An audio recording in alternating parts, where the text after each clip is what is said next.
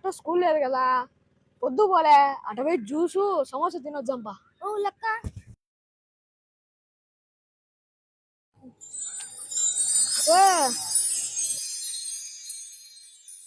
ఏంది లెక్క పట్టుకోకుండా ఇచ్చిపెట్టావు? ఉండిలే కానీ నువ్వేంటి కడతావు తెచ్చాలే. ఏమైందిరా? ఏమో కదా బుద్ధలో పడింది.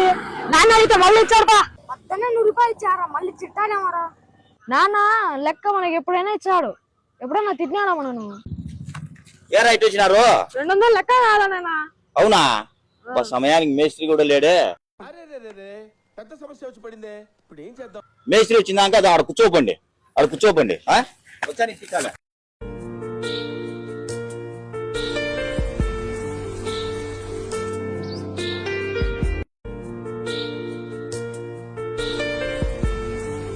డాడీ అన్ని ఇటుకలు ఒకటేసారి ఇస్తాడు.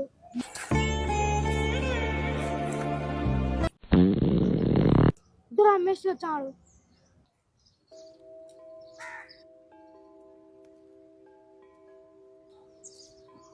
రే పటాను, ఏయ్ కరా అన్నా వచ్చానన్నా.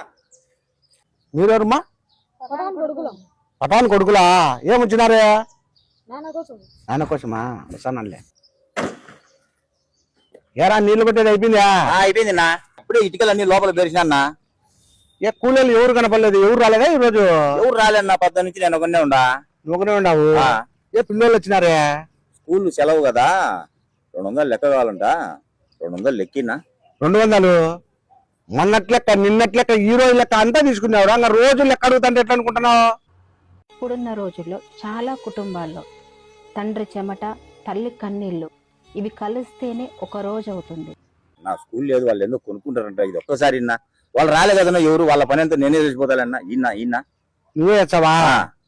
సరే మొత్తం అంతా చేసిపోవాలా? మొత్తం ఆ ఇటుకలు, ఆ కట్టెలు అన్ని లోపల పేర్చిపోతాలన్నా. 200 వాళ్ళకి ఏదో స్కూల్ లేదంటే ఏదో కొనుక్కుంటారంట. మళ్ళీ మర్చిపోకు నువ్వు. లేదన్నా, చేసిపోతాలన్నా. చేసి అంతా అయిపోయినాక నీకు ఫోన్ చేస్తాలన్నా. ఫోన్ చేయి. సరేలేనా? పిల్లలు నువ్వు చదువుకోను బాగా. చెప్తాలన్నా. సరేలేనా? జరా 200 వద్దులే నాన్న, నేను ఇంటికి పోతాం. మేము ఇంటికి పోతాంలే. ఇప్పుడు కావాలంటారు కదరా? వద్దులే నాన్న. వద్దా? సరే ఫోన్ అయితే ఫోన్.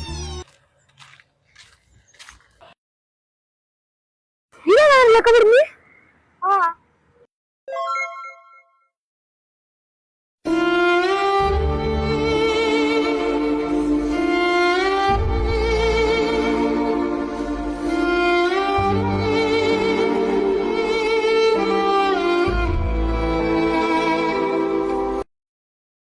పారా జ్యూస్ తాగాక సమోసా తినొద్దాం పారా.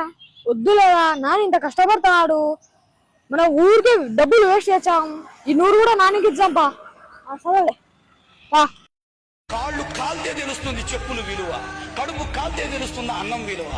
హాయ్ ఫ్రెండ్స్, ఈ వీడియో ఎవరిని ఉద్దేశించి తీసింది కాదు, పిల్లలకు డబ్బుల విలువ తెలియజేయాలనే ఉద్దేశంతోనే ఈ వీడియో తీసినాము. పిల్లలకు డబ్బు విలువ తెలియకోకుంటే ఇలాగే ఉంటుంది. ఏదో చంద్రన్న మాడతాడు, నేను చెప్పే కంటే పెద్ద మంచి చంద్రన్న చెప్తే బాగుంటుంది. ఇవన్నీ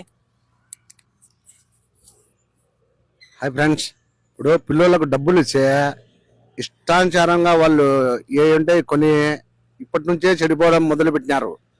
మేము పిల్లప్పుడు పావలా ఇవ్వాలా, 10 పైసలు ఇవ్వాలనే కానీ పెద్దోళ్ళు బరువుగా ఉన్నది. కానీ ఇప్పుడు పిల్లోళ్ళు 10 పైసలు, పావలాలు, రూపాయలు, 2 రూపాయలు అంటే ఒప్పుకోరు. మినిమం 100 రూపాయలు ఇచ్చేనే వాళ్ళు ఒప్పుకుండేది. కాబట్టి ఇప్పటి నుంచి వాళ్ళకు కష్టం అంటే ఏందో నేర్పిస్తే వాళ్ళు భవిష్యత్తు బాగుపడుతుంది. వాళ్ళని ఉన్నిలే విచ్చలవిడిగా డబ్బులు ఖర్చు పెట్టుకొని మనం సంపాదించాం కదా అని ఇచ్చే వాళ్ళు చెడిపోతారు. అంతా మన చేతిలోనే ఉంది.